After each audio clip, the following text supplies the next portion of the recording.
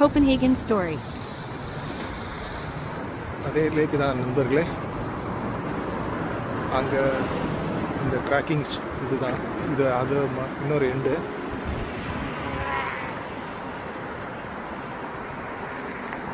ஃபுல்லாக புறாக்கள்லாம் பாருங்கள்.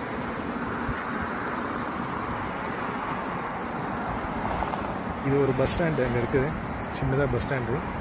இந்த பஸ் வந்து நிற்கும்.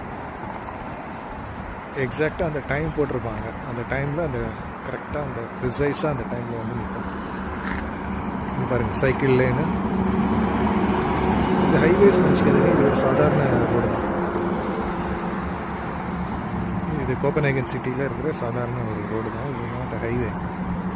சைக்கிள் ட்ராக்கு ப்ளஸ் தனியாக நடந்து போகிறதுக்கு ஒரு ட்ராக்கு, தென் பஸ்ஸு, மெயின் ரோடு. அதே அந்த சைட்லேயும் அப்படியே தான் இருக்குது. அங்கே ஒரு பஸ் ஸ்டாண்ட் தெரியுது. இது என்ன, இது ரைட் சைடு டிரைவ்ன்றதுனால மாற்றியிருக்கோம். ரோடுலலாம் பைக்கில்லாம் போவோம். அங்கே சைக்கிள்ஸ் இருக்குது. ஸோ அங்கே வந்து நீங்கள் வந்து ஆப்பில் டவுன்லோட் பண்ணி அதை இது பண்ணிக்கலாம்.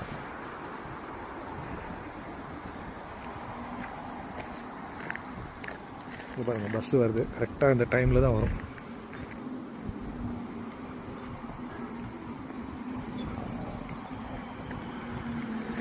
இந்த மாதிரி road, cycle line, pedestrian crossing இதெல்லாம் போடுறதுக்கு நம்ம ஊர்லேயும் ட்ரை பண்ணாங்க. ஒரு கவர்மெண்ட்டு டெல்லியில் ட்ரை பண்ணிவிட்டு, பட் நம்ம வந்து அதை துரத்தி விட்டுட்டோம்.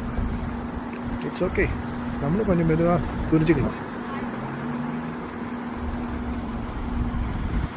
நமக்கு ப்ரையாரிட்டி எதுன்னு நம்ம தெரிஞ்சுக்கணும் இல்லையா?